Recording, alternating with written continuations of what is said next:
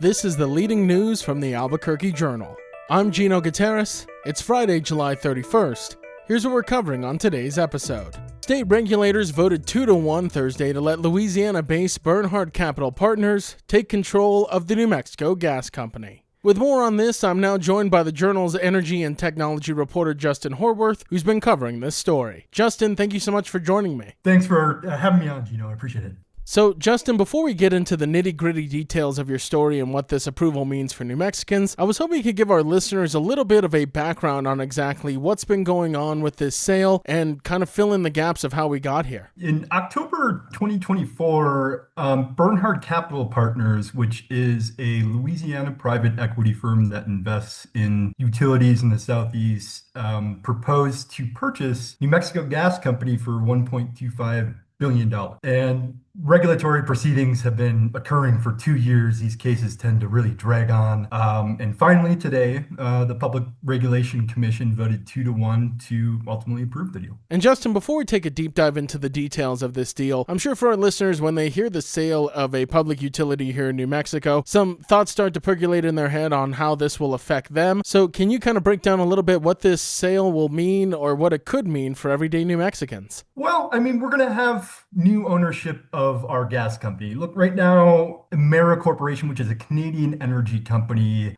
is the ultimate parent company of New Mexico Gas Company. So right now with this transaction, Bernhard Capital Partners is going to take over. They're going to have some board seats and, they're going to be involved in management decisions and everything. And, as far as if you're a New Mexico ratepayer, I don't know how much impact you're gonna really see like on your bill or everything else. The PRC, they still regulate the rates, and this new company is a private equity firm, but they're still gonna have to go before the commission if they want to increase rates, build out new infrastructure, and all that jazz. So I don't know, if you're a New Mexican, if you're gonna really feel the impact at all. But this is a change in ownership from a publicly traded company on the stock markets to a private equity firm, and there are a lot of transparency issues that come with that. And if you want to know more about your gas company, I think it'll be a little harder to do that now, just given the regulatory disclosures that private equity firms are required to submit. And Justin, one of the things that really caught my eye about your story was the fact that there was a split among the commissioners on voting for this approval. 2 in favor, 1 against. Can you give us a little bit more detail on why the commission was split? Yeah, so there was a 2-1 vote in favor of the deal, and Commission Chair Patrick O'Connell voted in favor of it. Greg Nybert, who is the only Republican on the commission, voted in favor of it. And Gabriel Aguilera, Democrat, voted against it. So they considered 2 different proposals. Mr. Aguilera had a proposal to reject the deal outright, and obviously the commission didn't go with that, and instead voted 2-1 in favor of the deal. Commissioner Aguilera had concerns, a myriad of concerns about the deal. He said it was inconsistent with the public interests, and that Bernhard Capital Partners didn't offer enough by way of rate benefits and other benefits to, ratepayers that utilities usually give out in these deals. And some of the financial figures you mentioned in the story as well, Justin, are pretty mind-boggling. Bernhard will assume $800 million in debt as part of the acquisition. There's also several monetary figures attached to consumer rate credits and economic development and workforce initiatives. What can you tell us about that? Yeah, it includes $22.4 million in rate credits to be distributed among New Mexico Gas's 553,000 customers. And then they have $15 million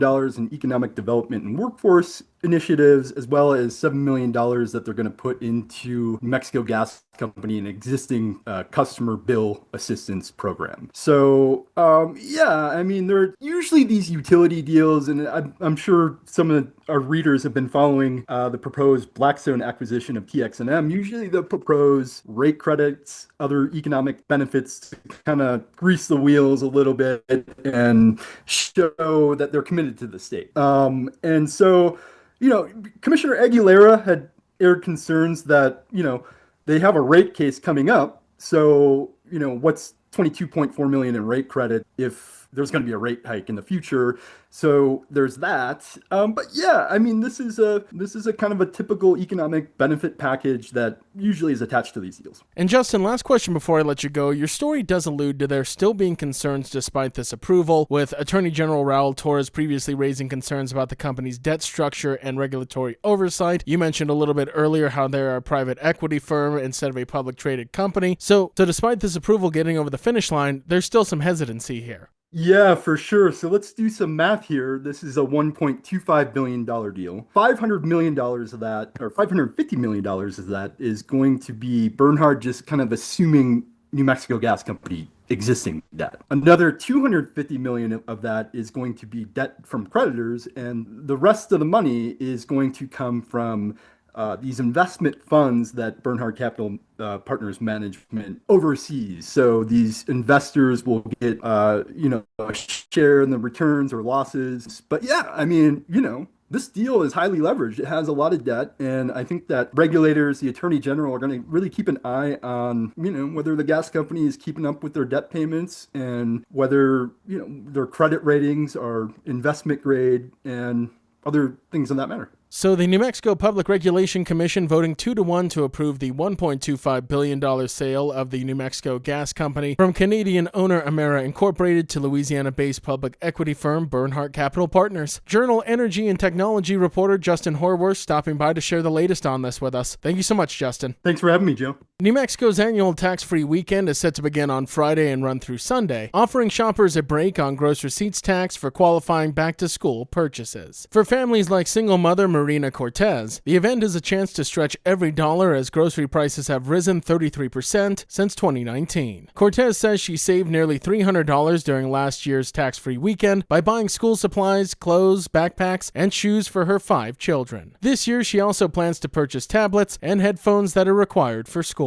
Single father William Simmons says the tax holiday is crucial for his family, allowing him to save money on clothing and use those savings for groceries. He plans ahead by comparing prices before the weekend begins. Shannon Daly, a mother of 3, says even modest savings makes a difference when buying supplies for multiple children. The tax holiday covers clothing and shoes under $100, school supplies under $30, backpacks under $100, calculators under $200, and computers and laptops priced up to $1,000, along with eligible accessories. Century Bank has confirmed that President and CEO John Bracchetto has left the company just weeks after the Santa Fe-based bank became the target of a takeover bid from Oklahoma-based Bank 7 Corporation. The bank says Vice Chairman Max Myers assumed the role of interim president and CEO on July 24th. Century Bank declined to discuss Bracchetto's departure, citing its policy to not comment on personnel matters. Bracchetto told the Journal that he has retained legal counsel. The leadership change comes shortly after Bracchetto publicly described the bank operating, quote, business as usual, and reiterated that, quote, Century Bank is not for sale, following Bank 7's bid to acquire a controlling stake. Bank 7 is seeking to purchase about 71% of Century Financial Services through a court-appointed receiver, after longtime Santa Fe business owners Gerald and Kathleen Peters defaulted on loans backed by their shares in the bank. Century Bank says it has no additional comment on the proposed acquisition, which remains pending.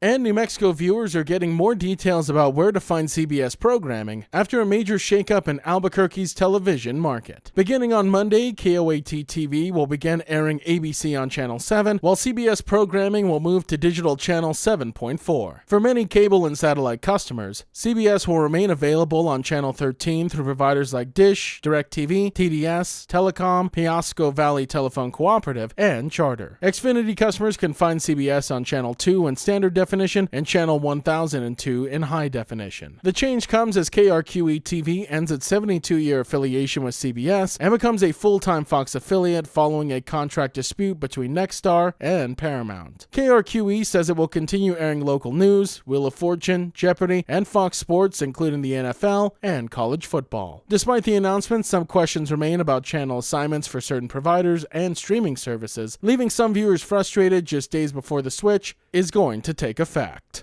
The leading news is powered by the journalism of the Albuquerque Journal. If you enjoy hearing all of the stories we share with you here daily, please consider becoming a digital subscriber to the Journal by utilizing the discount code in our show notes. Every subscription helps support local journalism and allows us to provide you with the news that matters to you. Now taking a look at Albuquerque's weather forecast. Today you can expect sunny and hot skies with a high near 103, and as for this evening, partly cloudy with a low around 68. To keep up with all the latest news from the Albuquerque Journal, you can visit our website at abqjournal.com. That's the leading news. I'm Gino Gutierrez. We'll be back on Monday.